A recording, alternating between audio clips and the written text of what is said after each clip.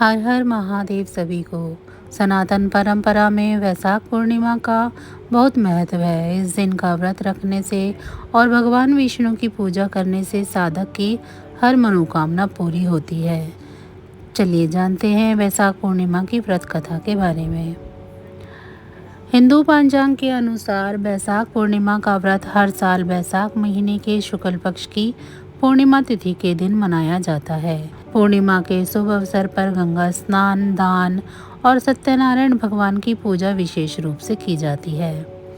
वैशाख पूर्णिमा पर भगवान विष्णु के साथ साथ गौतम बुद्ध की भी पूजा की जाती है। इस दिन बुद्ध पूर्णिमा का त्योहार भी मनाया जाता है। इस दिन बहुत से लोग मनवांछित फल की प्राप्ति के लिए व्रत रखते हैं और श्री हरि की पूजा करते हैं। इस दिन वैशाख पूर्णिमा की कथा का पाठ करना भी शुभ फलदायी होता है। यहाँ जानिए वैशाख पूर्णिमा की व्रत कथा के बारे में। एक बार की बात है, द्वापर युग में माता यशोदा भगवान कृष्ण से सवाल करती हैं कि आप इस पूरे संसार के जगत पालक हैं, मुझे आप ऐसा कोई उपाय बताओ जिससे करके मैं मृत्यु लोक में कोई भी स्त्री को विधवा होने का कोई डर ना रहे और ना ही निसंतान होने की तकलीफ रहे।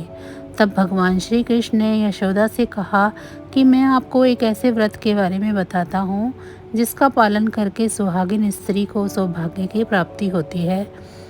कांतिक नामक नगर में राजा चंद्रहास्य नाम का एक राजा राज करता था। उसी नगर में धनेश्वर नाम का एक ब्राह्मण व्यक्ति अपनी पत्नी सुशीला के साथ रहता था। इनके पास धन दौलत की कोई कमी नहीं थी, परंतु ब्राह्मण का कोई संतान नहीं थी, जिसकी वजह से दोनों पति पत्नी बहुत ही उदास रहते थे। एक बार उस नगर में एक साधु आता है जो घर घर में जाकर भिक्षा मांगता है, लेकिन वो साधु धनेश्वर के घर नहीं भिक्षा मांगने नहीं जाता है। इस बात को देखकर सुशीला और धनेश्वर बहुत दुखी हो जाते हैं और साधु से पूछते हैं कि वो सबके घर में तो भिक्षा मांगने के लिए गए, पर उनके घर में क्यों नहीं आए।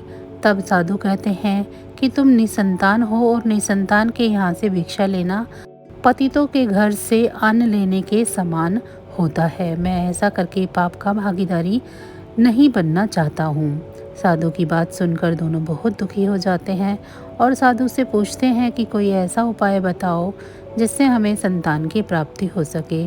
साधु की सलाह मानकर दंपति ने 16 दिन तक माँ चंडी का पूजन किया। ब्राह्मण दंपति की भक्ति से माँ प्रसन्न हुई और सुशीला को गर्भवती होने का वरदान दिया। इसके साथ ही उन्होंने यह भी कहा कि तुम हर पूर्णिमा तिथि के दिन दीपक जलाओ और सभी पूर्णिमा को दीपक की संख्या बढ़ती ही जानी चाहिए। ऐसे में पूरा 32 दीपक जलाओ। माँ काली का आशीर्वाद से सुशीला गर्भवती हुई। काली माता के कहे अनुसार वह दीपक जलाती रही। उसके बाद उसने एक पुत्र को जन्म दिया जिसका नाम उन्होंने देवदास रखा था।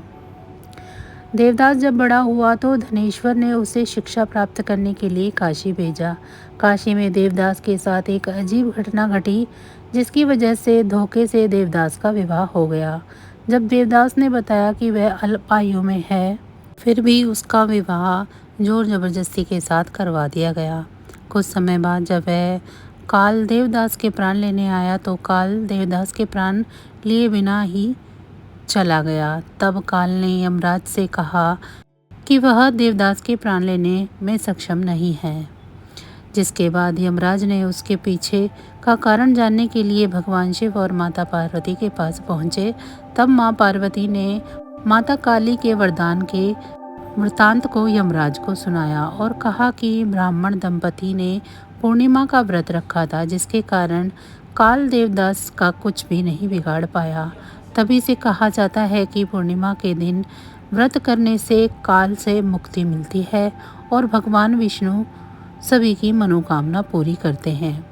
तो बस आज की जानकारी इतनी ही थी। फिर मिलेंगे हम आपको ऐसी ही किसी अन्य जानकारी के साथ अगली वीडियो में। तब तक अगर आपको मेरी ये जानकारी अच्छी लगी है तो वीडियो को लाइक करें।